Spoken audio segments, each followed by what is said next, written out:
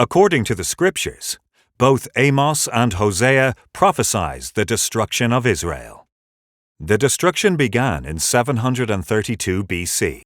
Israel was destroyed, its people leaderless, and much of the land occupied by strange people, whose customs and beliefs did not correspond with their own. Many who had not been deported fled to Judah, taking the writings of Hosea and Amos with them. These are later referred to as the E version of Scripture.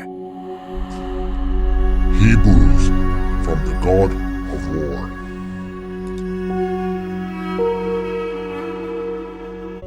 The defeat of the northern kingdom left Judah at the mercy of the Assyrians. The Judean king, on the advice of the prophet Isaiah, had not assisted Israel. He was now forced to submit to the new power, and his kingdom obliged to pay the exacting tribute they demanded. Judah became a vassal state, forced to allow the worship of Assyrian deities within the walls of Jerusalem. A later king, Hezekiah, outlawed the strange gods and confined worship to Yahweh. For this, he earned favor with the prophets, but provoked the ire of the Assyrians, who saw it as subversion and promptly attacked Jerusalem. Judah was devastated, its towns ruined, and Jerusalem spared in return for a humiliating surrender that proved to be a temporary respite.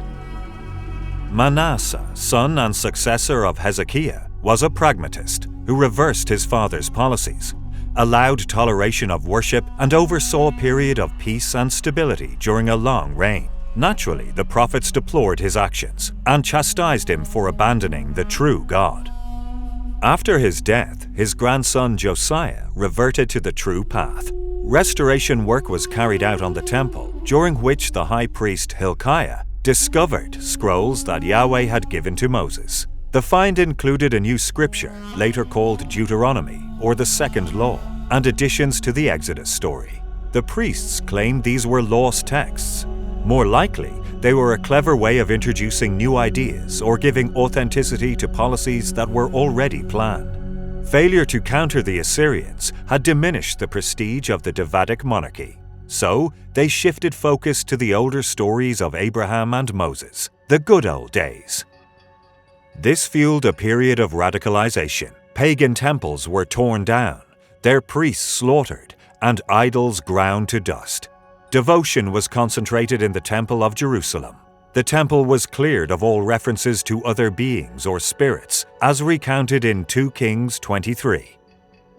The oral tradition of the Hebrews was transformed into a written series of laws. But not everyone bought into this latter innovation. The prophet Jeremiah bewailed the lying pen of the scribes. As the power of Assyria began to wane, a resurgent Egypt vied with the emerging Babylon for control of the region. Caught in the infighting between these powers, Josiah was killed in a skirmish, and Judah oscillated between allegiance to Egypt and Babylon. In the struggle that followed, the Babylonians emerged the stronger of the two. By 612 BC, they had overrun the Assyrian capital Nineveh and destroyed it. But Egypt still provided a potent challenge. At a crucial point in the conflict, Judah, having first sided with Babylon, cancelled their tribute to its king Nebuchadnezzar II and cut a deal with Egypt instead. It seemed to be the right policy. The Egyptians had just repulsed an attempted invasion by the new power. According to the scriptures, the prophet Jeremiah knew better and advised against the alliance. Whether true or not, Judah had backed the wrong horse. Nebuchadnezzar attacked and captured the city of Jerusalem first in 597 and again after a rebellion in 589. He burned the Temple of Solomon and deported the population en masse to far-flung corners of the new empire. Only the rural population, the poorest of the poor, remained. Judah entered a period of decline.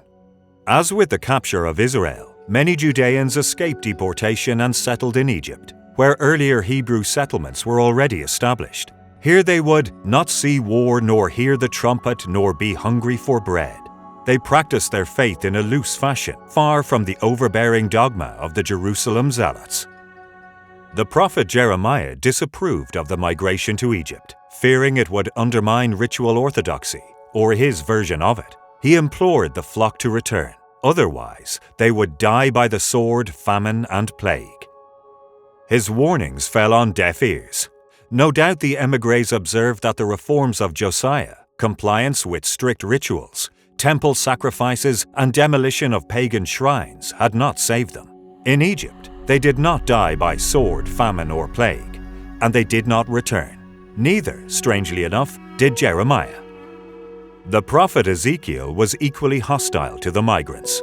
From his confinement in Babylon, he railed against them, comparing their status to the enslaved forebears before the Exodus. Will you defile yourselves the way your ancestors did, and lust after their vile images? His rantings had as little effect as Jeremiah's.